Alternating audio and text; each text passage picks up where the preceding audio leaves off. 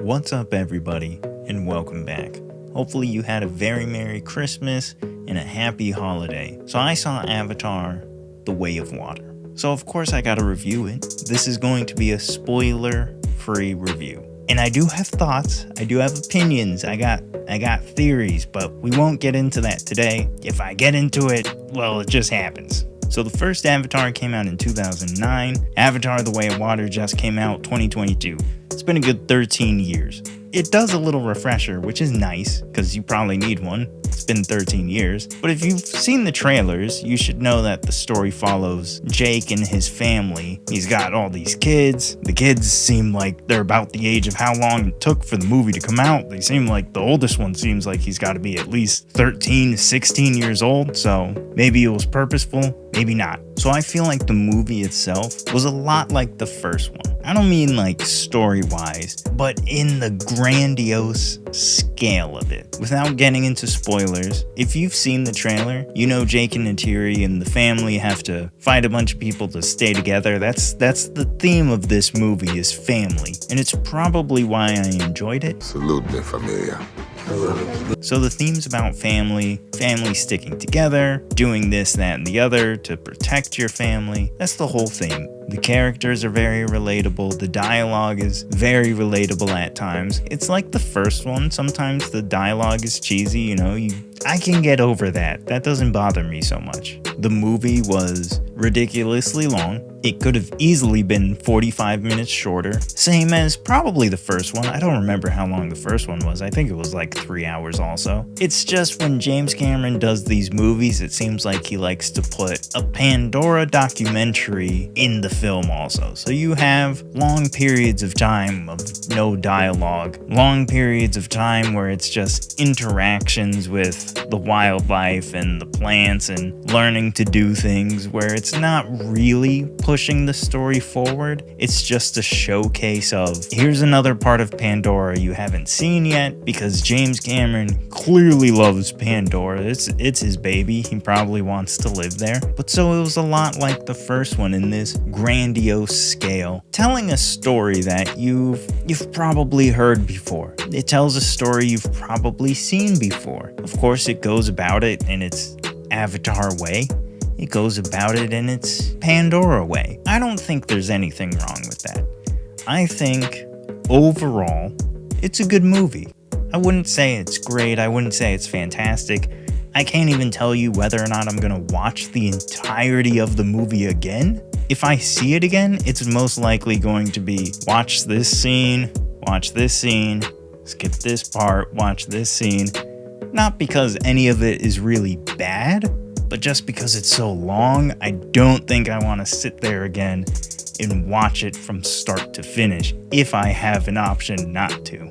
With all that being said, I still feel, as I felt with the first one, the greatest strength of this Avatar series is the world itself.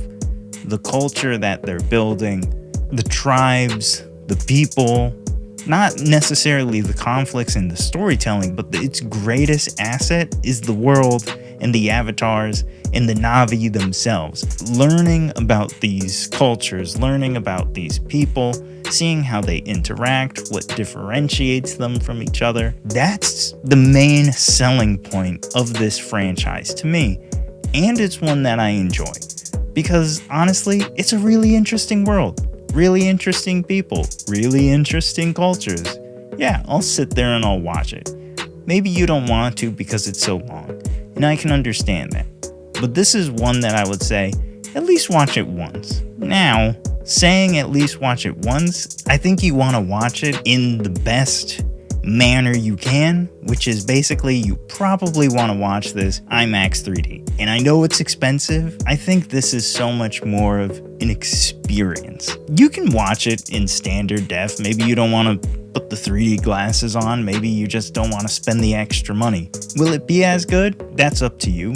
But I think this is really one of those movies that's like, man, this is an experience that's worth spending the little extra on, because this movie, if you haven't seen the trailers, if you haven't heard, this movie looks incredible. The CGI is absurd. the water sims, the animals, the interactions, it all looks ridiculous. And you probably want to experience that in the most ridiculous way you can, which is IMAX 3D. Unless there's some better way that I don't know about, that's how I saw it. That's how I think you should see it. Again, would you enjoy it in regular? Yeah, sure. If you love the Avatar franchise, will it be as much of an experience though? Probably not. And I think this is one of those movies that just needs to be experienced. Like, I can only imagine if Lord of the Rings came out in IMAX 3D. True, Twin Towers IMAX 3D. Listen, there's probably no other way to see it. Either way, I thought it was a good movie. I still like the characters of Jake Sully. Neytiri, my girl, was... Listen, she's legit. She's so dope. And she was really awesome in this one. They gave her some real good scenes. The action scenes were real good. The scenes between the family were good. The dialogue between the family was real relatable. Some of it was cheesy, but it was relatable. The interactions between the characters were relatable. The interactions, especially if you've seen the movie, you know the scene, the interactions between Jake Sully and the other tribal leader I'll leave it there, no spoilers, okay? But, right, there was real moments in this movie that felt real, which is what you're always looking for in any movie. You're looking for moments that feel real, interactions that feel real, conversations that feel real, dialogue that feels real. And this had it. Was it perfect? No, of course not. But with the spectacle of the CGI all meshed together, the action scenes, Neytiri going ham at some points, I think it's an experience that you should enjoy and treat yourself at least once. Do you ever have to watch it again? No. Will you ever fully watch it again? Maybe, but probably not. I know I won't. Probably just skim around it when it comes to anything. As a first-time experience for this movie, 5 out of 5 stars. As a movie, 4 stars, or maybe out of 10 would be more clear. It's like an 80% for me. It's not incredible, right? It's not like, wow, this is one of my favorite movies of all time.